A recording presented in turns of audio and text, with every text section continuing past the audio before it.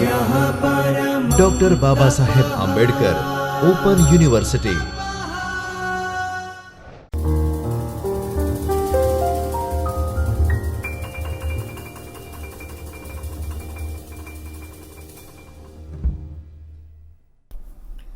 नमस्कार। Doctor Baba Saheb Ambedkar open university के चैतन्य studio के इस आभासी कक्षा में मैं प्राध्यापिका पारुल परमार आपका हार्दिक स्वागत करती हूँ। आज हम TYBA हिंदी के पेपर 6 हिंदी साहित्य का इतिहास एवं साहित्य परिचय के खंड 8 आधुनिक हिंदी गद्य की इकाई 27 के कथा साहित्य कहानी एवं उपन्यास में उपन्यास के उद्भव और विकास के बारे में बात करेंगे। पिछले वीडियो में हमने भारतेंदु काल से पूर्व कुछ प्रारंभिक गद्य लेखक हुए जिन्होंने बहुत सारे गद्य रचनाएं लिखी है। हमने उन रचनाकारों के बारे में जाना जिन्होंने प्रारंभिक गद्य लिखा जो अलग अलग भाषा में लिखा हुआ था। भारतेंदु काल में जो लेखकों के बारे में जाना उनके साथ फोर्ट विलियम कॉलेज, उपन्यास का अर्थ, उसकी परिभाषा, अनुदित उपन्यास, रचना काल के आधार पर मौलिक उपन्यास, अंग्रेजी ढंग का पहला मौलिक उपन्यास के बारे में हमने अगले वीडियो में, इसके पहले के वीडियो में जाना।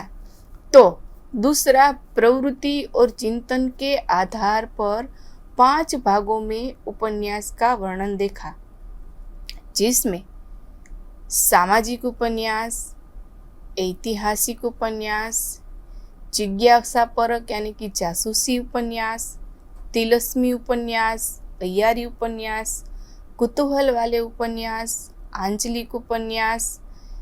इस तरह उपन्यास का धीरे धीरे विकास हुआ जो वर्णनात्मक, संवाद, पत्रात्मक, डायरी, प्रतीकात्मक, इन सारी शैलियों में उपन्यास लिखे गए। हमने ये भी देखा कि प्रेमचंद उपन्यास सम्राट कहे जाते हैं।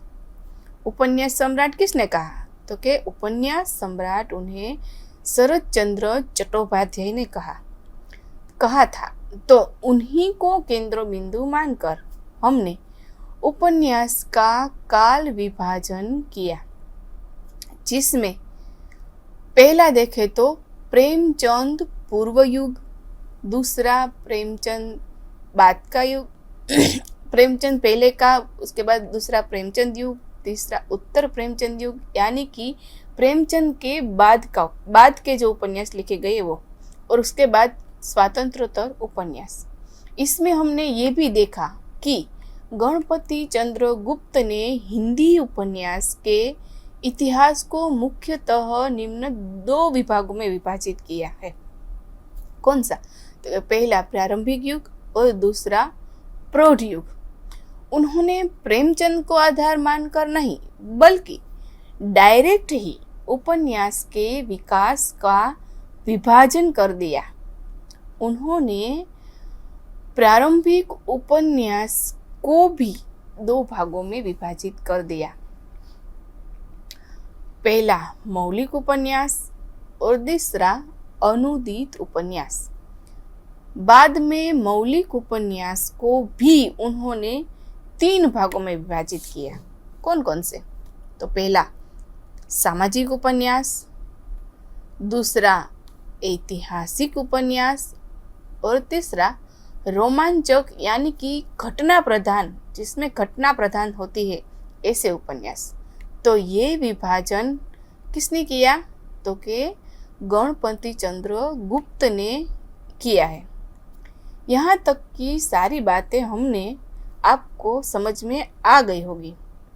और उपन्यास के विकास में हमने प्रेमचंद पूर्व के उपन्यास वो अगले वीडियो में हमने इससे पहले के वीडियो में देखे हैं, जिसमें हमने देखा कि बालकृष्ण भट्ट, ठाकुर जगमोहन, लज्जाराम शर्मा, राधाकृष्ण दास, देवकीनंदन खत्री, किशोरीलाल गोस्वामी, गोपालराम गहमरी, अयोध्या सिंह उपाध्याय, हरिओंध राधिका रमण प्रसाद सिंह आदि के उपन्यासों को हमने देखा।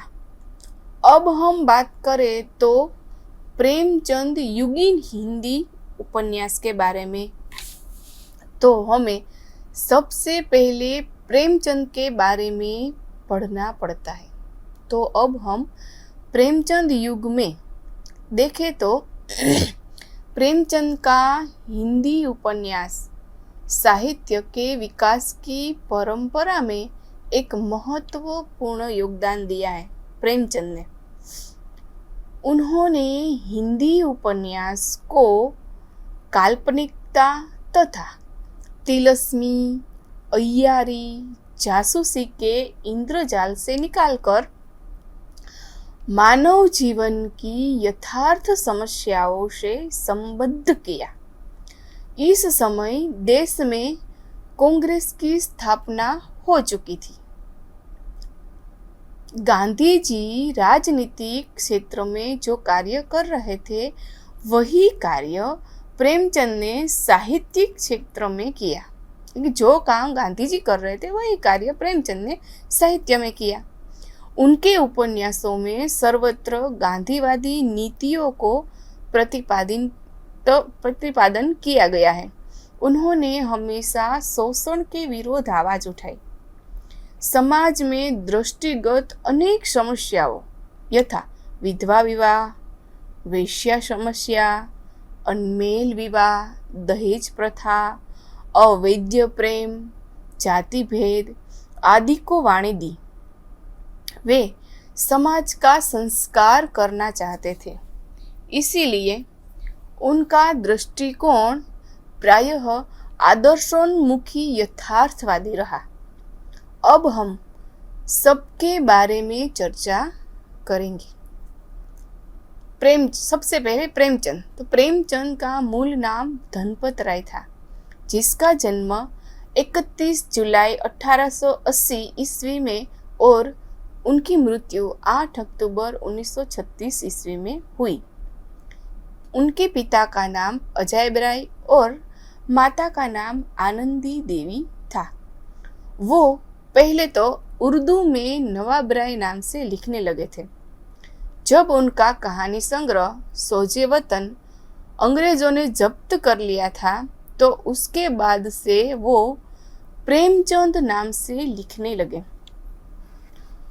उसके प्रमुख उपन्यास की बात करें तो उनकी साहित्यिक रचनाओं की, तो उनके उपन्यासों का सबसे ज़्यादा महत्व हमारे हिंदी साहित्य में रहा है।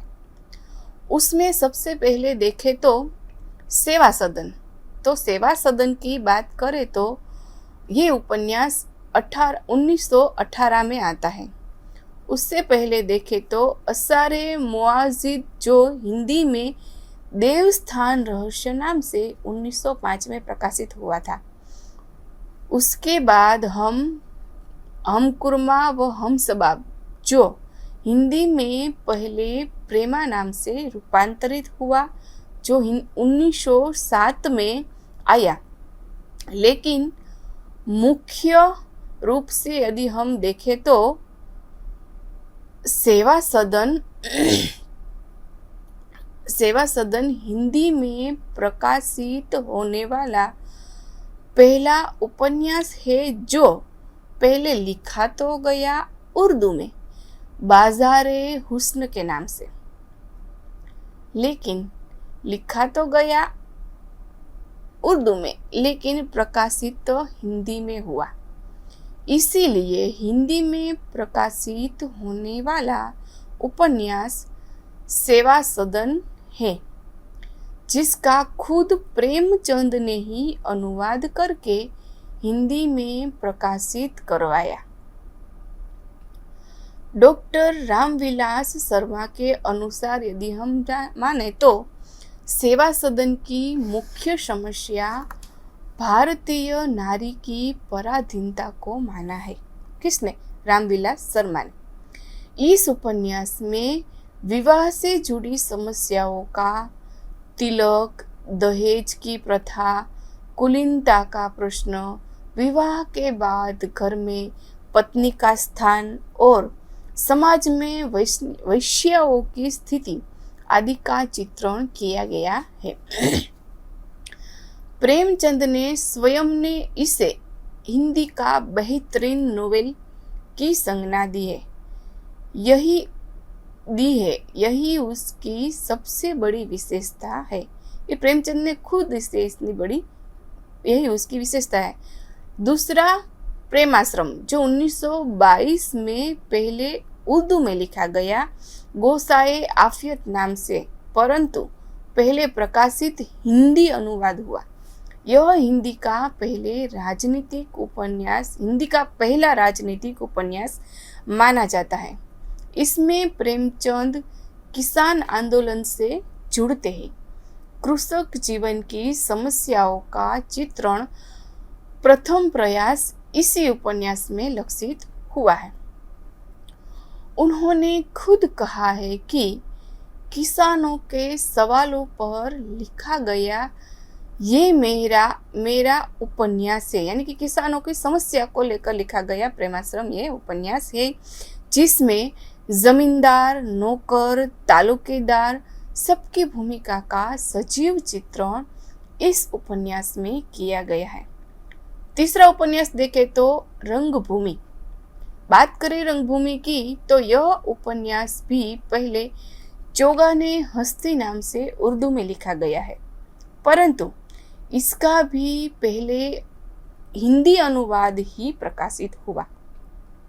इसमें शासक व अधिकारी वर्ग के अत्याचारों का चित्रण किया गया है, जिसमें एक अंधे भिखारी सूरदास को कथा का नायक बनाया और हिंदी कथा साहित्य में क्रांतिकारी बदलाव लाया। अब बात करें कायाकल्प की, तो कायाकल्प का प्रकाशन 1923 में हुआ। यहाँ तक आते आते प्रेमचंद में हिंदी में लिखना छोड़ दिया और सिर्फ उर्दू में लिखना छोड़ दिया और सिर्फ हिंदी में ही लिखने लगे। कायाकल्प प्रेमचंद जी का मूल रूप से हिंदी में लिखित प्रथम उपन्यास माना जाता है। अब यहाँ पर हम देखें तो सेवा सदन जो है वो प्रथम उर्दू में लिखा गया लेकिन प्रकाशित हिंदी में हुआ, जबकि कायाकल्प लिखा भी हिंदी में गया और हिंदी में ही प्रकाशित हुआ। तो हिंदी में लिखा गया और हिंदी में ही प्रकाशित होने वाला प्रेमचंद जी का प्रथम उपन्यास कायाकल्प है। इसमें पूर्व जन्म की स्मृतियाँ, ढोंगी बाबाओं के चमत्कार, सांप्रदायिक समस्या आदि का चित्रण किया गया है। अब बात करें इसके अगले उपन्यास की तो निर्मला की तो ये उपन्यास 1927 में आया। इस उपन्यास में दहेज और अनमेल विवाह की समस्याओं को उभारा गया है। यह उपन्यास टीवी धारावाहिक के रूप में भी प्रसारित हो गया है। और इसके बाद हम देखें तो गबन उपन्यास की बात करें तो गबन 1931 में आया। इस उपन्यास में नायक रामनाथ और नायिका झालपा के दाम्पत्य जीवन और नायक के द्वारा सरकारी दफ्तर में जो गबन किया जाता है उसका चित्रण हुआ है। और इसमें नायिका झालपा का व्यक्तित्व उभर कर सामने आता है। उसका चित्रण इस उपन्यास में, जालपा के चरित्र का चित्रण जो है उस उपन्यास में हुआ है। इस उपन्यास में मध्यम वर्ग की कमजोरियों एवं खोखलेपन को निरूपित किया गया है। उसके बाद हम देखें तो कर्मभूमि की बात करें तो कर्मभूमि उपन्यास 1923 में आया। इसमें मुख्य रूप से अछूत वर्ग की समस्या को केंद्र में रखा हुआ है। इस उपन्यास में समाज में हरिजनों की स्थिति एवं उनकी समस्याओं का चित्रण किया गया है। प्रेमाश्रम में किसान लड़ाई के मैदान में थे, वहीं हम इस उपन्यास में मजदूर, मध्यम वर्ग, हिंदू मुसलमान सभी संघर्षरत हैं। उसके बाद अब हम बात करें उपन्यास की, जो प्रेमचंद का अंतिम पूर्ण उपन्यास है, वो है गोदान, जो 1935 में आया, जिसका द गिफ्ट ऑफ काउ के नाम से अंग्रेजी में रूपांतरण किया गया है। इसमें किसान और मजदूर वर्ग की समस्याओं को निरूपित किया गया है। मालती, मेहता, होरी, धनिया, गोबर ये आदि इसके प्रमुख पात्र हैं। माता दीन, अमरकांत, सिलिया या आदि इसके बाद के पात्र है। यह उपन्यास मुंशी प्रेमचंद का सर्वश्रेष्ठ उपन्यास है। इसमें समस्या को उठाकर गांधीवादी ढंग से कोई समाधान प्रस्तुत नहीं किया गया। यह उपन्यास सर्वथा एक यथार्थवादी उपन्यास है।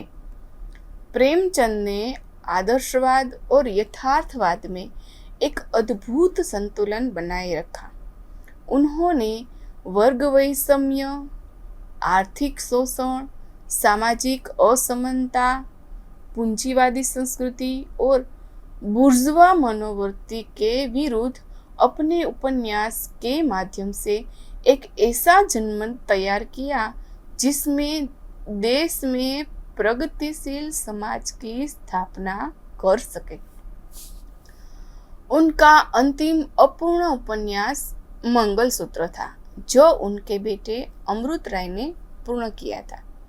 इस प्रकार प्रेमचंद जी ने उपन्यास साहित्य को प्रौढ़ता ही नहीं दी, अपितु अपने समकालीन रचनाकारों का मार्गदर्शन भी किया। प्रेमचंद ने उपन्यास में जो कार्य किया वो आज तक कोई नहीं कर सका है। डॉक्टर रामविलास शर्मा ने मुंशी प्रेमचंद को कबीर के बाद का दूसरा बड़ा व्यंग्यकार माना है। अब बात करें हम प्रेमचंद युग के दूसरे उपन्यासकारों की, तो उनमें सबसे पहला नाम आएगा जयशंकर प्रसाद का, जिनके 2 उपन्यास तो पूर्ण है। पहला कंकाल जो 1929 में आता है और दूसरा तितली जो 1934 में आता है। ये दोनों उपन्यास पूर्ण है और तीसरा उपन्यास इरावती जो अपूर्ण उपन्यास है, जो 1938 में आता है, जिसको बाद में कमलेश्वरण ने पूर्ण किया। कंकाल उपन्यास में प्रसाद जी ने समाज की त्याज्य, अवैध और अज्ञात कुलशील सामंतों की कथा लिखी है।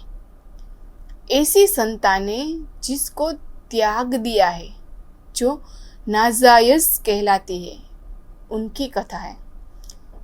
यह ठेठ यथार्थपरक उपन्यास है। इसकी प्रेरणा उन्हें भारतेंदु जी के प्रेम योगिनी नाटक से मिली। हुई मानी जाती है। इसमें तीर्थों के मठों, मंदिरों, मेलों, ठेलों में होने वाले धार्मिक संस्थाओं पर भी गहरा प्रहार किया है। बजबघंटी, तारा, विजय आदि इसके प्रमुख पात्र हैं और ये सभी नाजायज संतानें हैं। उसके बाद बात करें तितली की, तो ये उनका आदर्शपरक उपन्यास है। इसमें बढ़ती हुई सामंती व्यवस्था, जमींदारी प्रथा की दुर्बलताएं, ग्रामीण समाज की सरलता और स्वार्थ वृत्ति सम्मिलित कुटुंब की विकृतियां, त्योहारों के उत्सव आदि का चित्रण किया गया है। ग्रामीण एवं कृषक जीवन से संबंधित इस उपन्यास में भारतीय नारी के जीवन दर्शन की विजय होती है। तितली, शैला, मधुबन आदि इसके प्रमुख पात्र हैं। तीसरा, अब इसके बाद देखें तो जयशंकर प्रसाद के बाद आते हैं विश्वंभर नाथ शर्मा कौशिक। उनके 3 उपन्यास, माँ जो 1929 में आया, भिखारिणी जो 1929 में आया और संघर्ष जो 1935 में आए। इन उपन्यासों में नारी हृदय की विशालता, माँ की ममता, आदर्श प्रेम आदि तत्वों का निरूपण किया गया है। कौशिक जी मूलतः प्रेमचंद जी के ही अनुकरण करता माने जाते हैं। ये रसिक स्वभाव के मनमोजी रचनाकार थे। अब उसके बाद विश्वंभरनाथ कौशिक के बाद आते हैं चतुरसेन शास्त्री, जिनके उपन्यासों को हम देखें तो वैशाली की नगरवधु 1948, सोमन 1954, वयम रक्षाम 1955, सुभदा आदि उनके प्रसिद्ध उपन्यास हैं। उन्होंने 3 दर्जन से भी ज्यादा उपन्यास लिखे, जिसमें दुराचार, व्यभिचार, अनैतिक आदि सामाजिक बुराइयों का नग्न चित्रण हुआ है।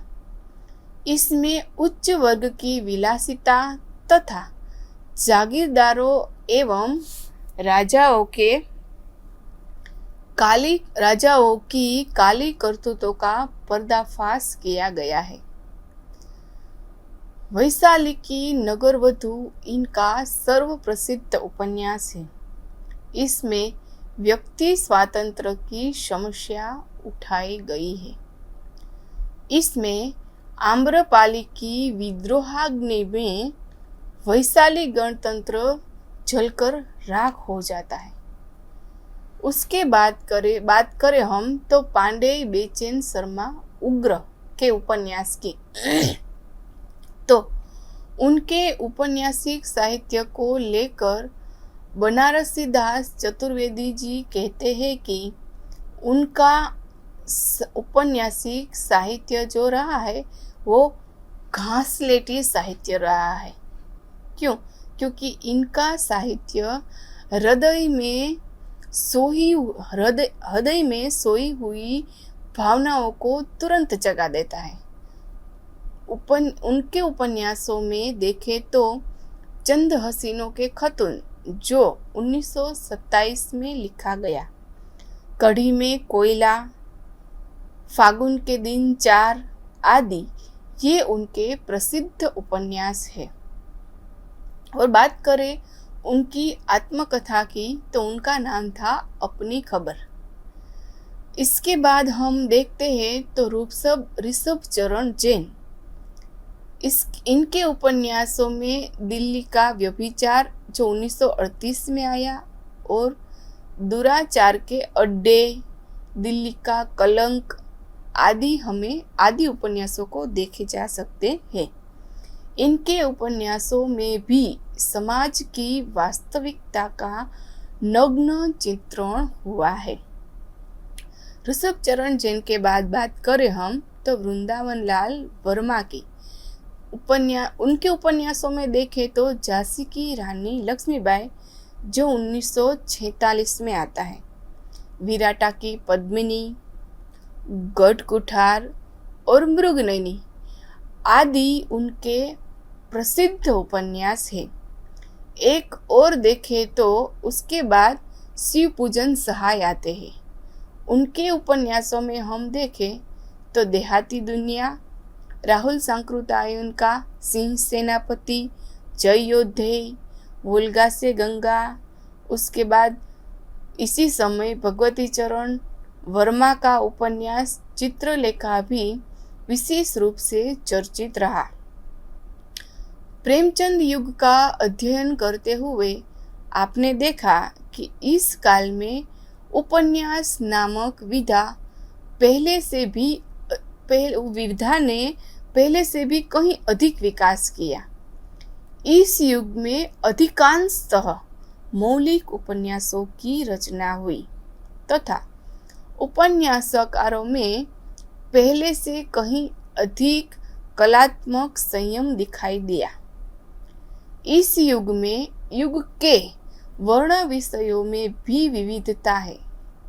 यदि प्रेमचंद गांधीवादी विचारधारा से प्रभावित रहे तो ऐतिहासिक उपन्यासकार प्राचीन सांस्कृतिक गौरव की रक्षा में लगे रहे, तो उसके ही साथ में सामाजिक उपन्यास भी लिखे गए।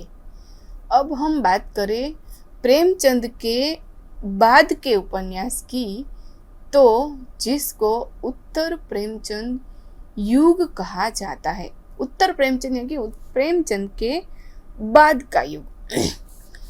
प्रेमचंद ने हिंदी उपन्यास को जो ठोस आधार भूमि दी, उससे इस विधा के विकास की चौमुखी राहें खुल गई और इस समय द्वितीय महायुद्ध समाप्त हो चुका था और पाश्चात्य साहित्य में दो प्रभावशाली विचारधाराएं प्रचलित हुई थी।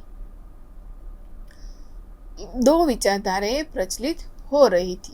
पहली फ्रॉयडवादी सिद्धांतों से प्रभावित मनोवैज्ञानिक या मनोविश्लेषणवादी और दूसरी मार्क्सवाद के सिद्धांतों से प्रभावित प्रगतिवादी उपन्यास धारा।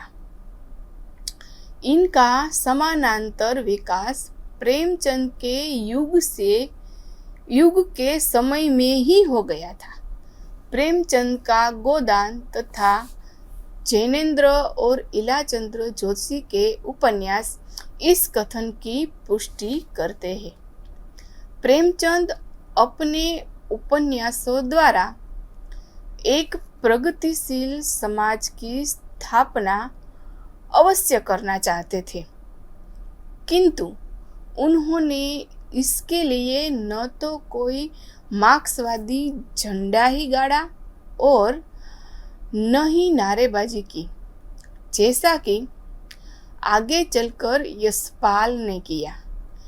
हिंदी में यशपाल को मार्क्स के सिद्धांतों से प्रभावित प्रगतिवादी औपन्यासिक धारा का प्रवर्तक माना जाता है। इनके उपन्यासों में देखें तो दादा कामरेड, देशद्रोही, मनुष्य के अनेक रूप इस कोटि के उपन्यास हैं। इनमें इनकी साम्यवादी विचारधारा स्पष्ट परिलक्षित होती है।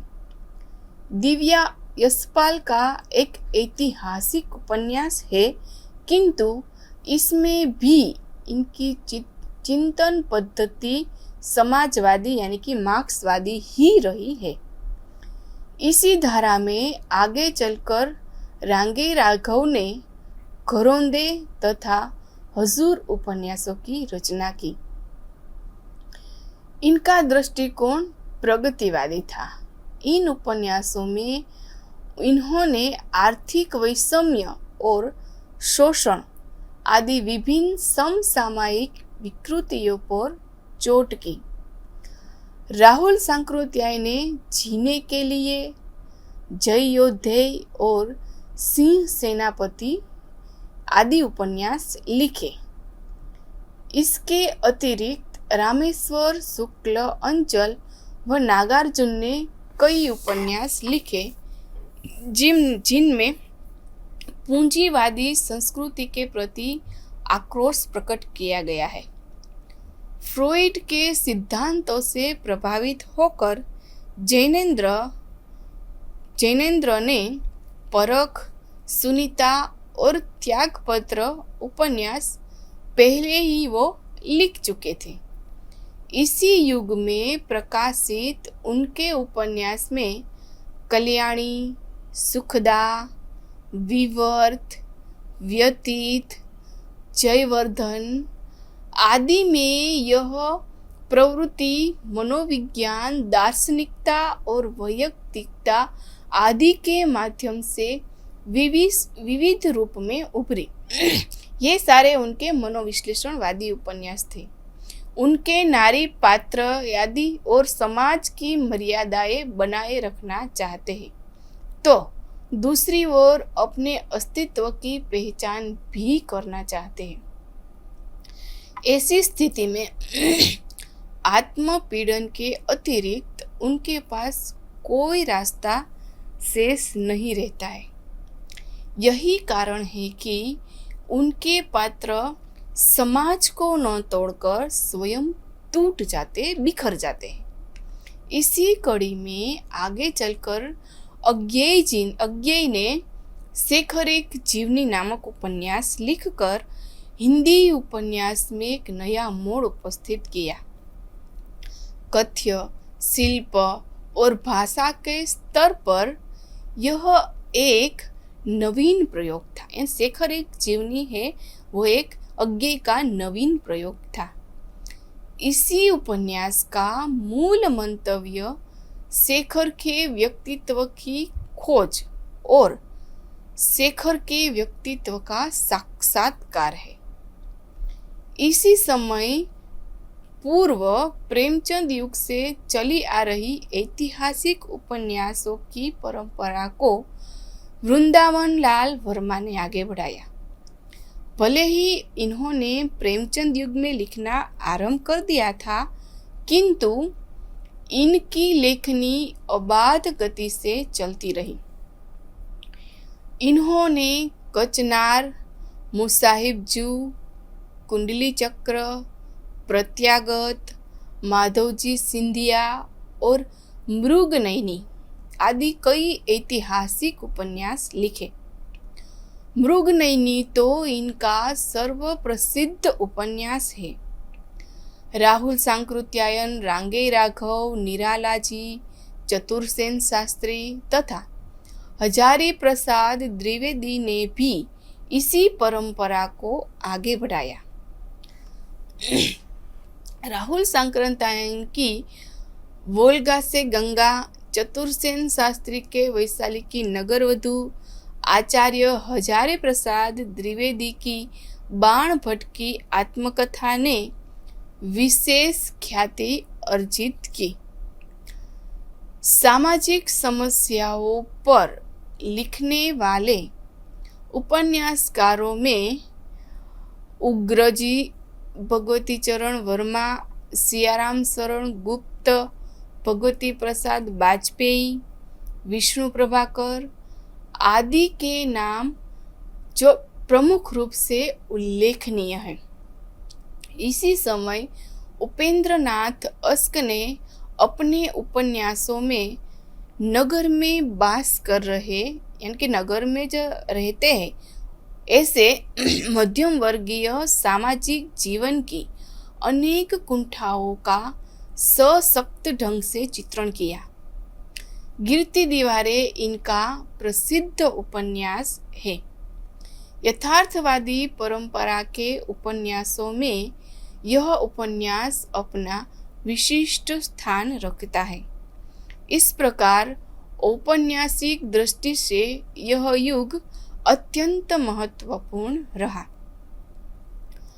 प्रेमचंद के पश्चात समाजवादी यथार्थवाद को चित्रित करने वाले उपन्यासकारों में यशपाल, मनोवैज्ञानिक उपन्यासकारों में अज्ञेय, ऐतिहासिक उपन्यासकारों में वृंदावनलाल वर्मा, सामाजिक उपन्यासकारों में भगवती चरण वर्मा और यथार्थवादी उपन्यासकारों में उपेंद्रनाथ अस्क ने अपनी विशिष्ट पहचान बनाई। इस युग के उपन्यासकारों में विषय वैविध्य है। भाषा और शिल्प के धरातल भी कई नवीन प्रयोग इस युग में मिलते हैं। विभिन्न उपन्यासकारों ने इस युग में उपन्यास की विधा को समृद्ध एवं विकसित किया। तो आज हमने प्रेमचंद युग और उत्तर प्रेमचंद युग के बारे में बात की। अगले वीडियो में हम स्वातंत्रोत्तर उपन्यास के बारे में बात करेंगे। तो फिर से मिलेंगे हम अगले वीडियो में, जिसमें हम स्वातंत्र युग तो तर्क के એટલે કે स्वतंत्रता के बाद के जो उपन्यास लिखे गए हैं उनके बारे में चर्चा करेंगे। इस वीडियो में हमने प्रेमचंद के युग, प्रेमचंद के बाद का युग, इन दोनों के ये दो युगों में उपन्यास जो लिखे गए हैं, जिन उपन्यासकारों ने उपन्यास लिखे, उन सब के बारे में चर्चा की। तो अगले वीडियो में हम स्वतंत्रता के बाद जो उपन्यास लिखे गए उन उपन्यासों के बारे में चर्चा करेंगे। तो फिर से मिलेंगे अगले वीडियो में, तब तक के लिए धन्यवाद।